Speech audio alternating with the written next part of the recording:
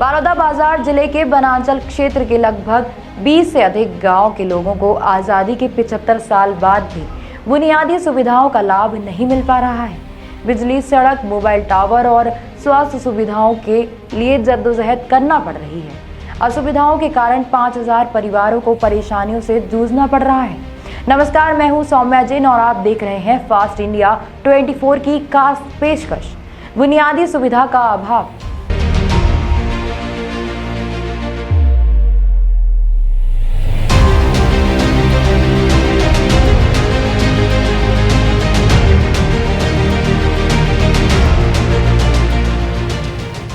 बिजली, सड़क, mobile tower और अच्छी स्वास्थ्य की मांग को लेकर बनाचल के लोग एक साथ हुए और एक ही स्वर में कसडोल एसडीएम और कलेक्टर से ज्ञापन के माध्यम से मांग की है।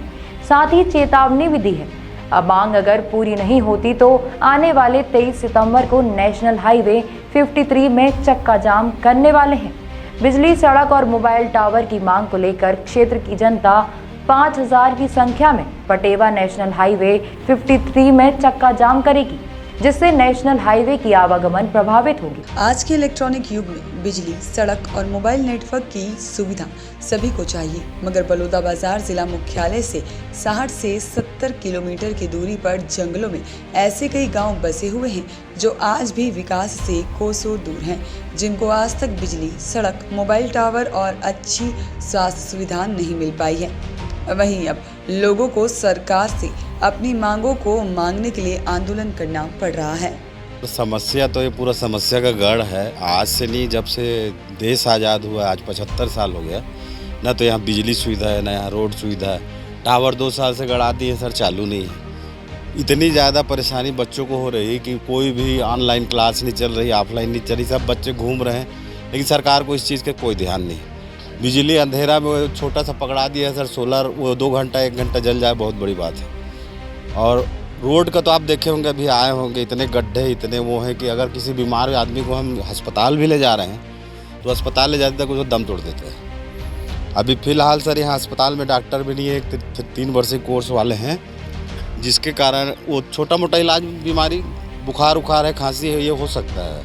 बाकी के लिए तो हमको बाहर जाना पड़ता है, बलौदाबाजार, कसडोल और पिथौरा जाना पड़ता है, तब ये संभव होता है। इसीलिए कारण से हमने बहुत मांग की, लगभग 20 साल 30 साल से हम मांग करते आ रहे हैं, लेकिन किसी की कोई भी सरकार आई, किसी के कान में जू नहीं रंगा। अब हमने 23 तारीख को चक्का जाम का फैसला लिया है, लेकिन ये भी आखिरी नहीं है। इसके पश्चात हम वोट बहिष्कार का निर्णय लेंगे। देखिए, इसको लेकर क्या आपने जिला कलेक्टर से बात की? जी, क्या कुछ बात की? उन्होंने कहा कि भाई आपका स्वीकृत हो चुका है विद्युत के लिए 6 करोड़ रुपए लगभग इस क्षेत्र के लिए, लेकिन सर बोलने तो वो तो कई 10 सालों से भी बता रहे हैं कि ये हो गया स्वीकृत, वो हो गया स्वीकृत। आखिर में सर टावर भी गड़ा दिए, बस उसके बाद फॉरेस्ट वाले उसको वो कर दिए। मतलब जब से हम आज़ाद हुए सर, हम फॉरेस्ट वाले का अधीन हैं। पहले तो अंग्रेजों के गुलाम थे, अब फॉरेस्ट वालों के गुलाम हैं। इसीलिए जी, क्या नाम है? रत्नेश त्रिपाठी। विकास की बात करें तो बलौदाबाजार जिले में तो विकास हुआ है, लेकिन ज़मीनी हकीकत की बात करें तो बनाचल क्षेत्र में 50% ही विकास हो पाया है। यहाँ प्राथमिक स्वास्थ्य केंद्र तो है, लेकिन सुविधाओं का अभाव है। यहाँ पर केवल छोटी बीमारी जैसे सर्दी, खांसी, बुखार का इलाज ही होता है और गंभीर स्थितियों के लिए उन्हें कसडोल सामुदायिक स्वास्थ्य केंद्र या फिर बलौदाबाजार जिला चिकित्सालय जाना पड़ता है, लेकिन उनके लिए न कोई एम्बुलेंस की सुविधा है और न ही कोई मोबाइल टावर, जिसकी वजह से लोगों को 108 संजीवनी एक्सप्रेस की मदद नहीं मिल पाती है।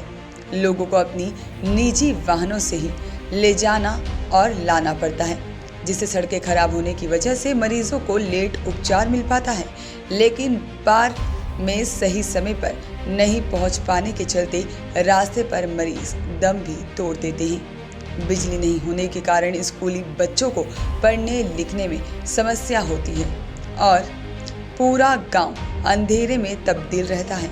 जंगल क्षेत्र होने की वजह से जंगली जानवरों का भी खतरा बना हुआ रहता है। कुल मिला के कहें तो बिजली, सड़क, मोबाइल टावर और अच्छी स्वास्थ्य सुविधा नहीं होने के कारण समस्या ही समस्या ग्रामीणों के लिए आन पड़ी है। यस सर, यहाँ पहली बात तो यहाँ विद्युत नहीं है, नेटवर्क भी नहीं है और तीसरी बात यहाँ की यहाँ पक्की सड़क नहीं है। पक्की सड़क नहीं होने के कारण यहाँ आने जाने में बहुत ही परेशानी होती है। और मेन तो जब किसी की तबीयत ख़राब हो जाती है तो 108 बुलाने में हम लोगों को बहुत ही दिक्कत जाता है, जिससे कि उस मरीज़ की मृत्यु भी हो जाती है और अभी तक शायद हो भी गई है। और सेकेंड बात ये कि यहाँ विद्युत नहीं होने के कारण बच्चों लोगों को बहुत ही परेशानी होती है पढ़ाई में। भले हमारे विद्यालय में प्रोजेक्टर तो है, लेकिन विद्युत नहीं होने के कारण हम उनका उपयोग नहीं कर पाते। हम लोग सिर्फ पढ़ाई में अपने विद्यालय तक ही सीमित है, क्योंकि घर जाने के पश्चात तो अंधेरा ही है। इस कारण हम लोग यहाँ पढ़ाई नहीं कर पाते। और नेटवर्क का जो अगर हम ऑनलाइन अभी क्लास चला जिसको हम लोग अटेंड नहीं कर पाए, जिससे हम लोगों को बहुत ही परेशानी झेलनी पड़ी है। और अभी कोरोना काल था तो ऑनलाइन क्लास तो चली है, जिसमें हम लोग अटेंड नहीं कर पाए हैं। सिर्फ अपने से ही और विद्यालय तक ही अभी तक हम लोग सीमित ही हैं। देखिए, बिजली के जो है नहीं होने के कारण जो है सांप और कई तरह के जंगली जानवर की यस सर। समस्याओं से आप लोग जो है झेलना पड़ता है। क्या कुछ कहेंगे इस संबंध में? हाँ, यहाँ बिजली नहीं होने के कारण बहुत ही समस्या झेलनी पड़ती है। जैसे कि यहाँ जानवर बहुत हैं, तो कई लोगों के ऊपर हमला भी कर चुका है भालू, जिससे कि वो घायल हो गया है। तो ऐसे यहाँ हॉस्पिटल है तो ऐसे ही है, तो वहाँ उसको पिथौरा ले गए थे इलाज करने के लिए। और बहुत ही यहाँ तो जानवर है, जिसके कारण हानि तो होती ही रहती है। और यहाँ सांप बिच्छू ये तो बहुत वो बात है, तो कई लोगों को तो हो ही गया है सर। अभी आप लोग क्या उसको समर्थन करेंगे? आप लोग भी चक्का जाम में जाएंगे? हाँ, जाएंगे सर, क्योंकि हमारी पढ़ाई की भी इसमें बात है। क्योंकि विद्युत नहीं होने के कारण हम लोग नहीं पढ़ पाते, तो अवश्य हम लोग जाएंगे, अपने लिए जाएंगे जरूर। शासन से क्या कुछ कहना चाहते हैं? शासन से मैं यही कहना चाहती हूँ कि यहाँ विद्युत जरूर भेजे और पक्की सड़क और नेटवर्क। क्या नाम है आपका? नंदिनी कुमारी, ध्रुव, क्लास 12वीं। जैसे पहले यहाँ पे मरीज आते हैं, पहले उसकी हम कंडीशन देखते हैं, किस कंडीशन में। अगर उसकी कंडीशन हमें स्थिति से बाहर लगी, खतरे से बाहर लगी, तो यहाँ से 500 मीटर की दूरी पे एक पेड़ है जहाँ पे नेटवर्क आता है। वही नेटवर्क पे जाके हम लोग 102 या 108 को कॉल करते हैं और अपने उच्च अधिकारी को इसके बारे में अवगत कराते हैं। तत्काल में उपचार चाहिए, तत्काल में 108 की जो है मदद चाहिए, तो फिर कैसे करते हैं? सड़कें भी जो है ख़राब हो चुकी हैं पूरी तरीके से।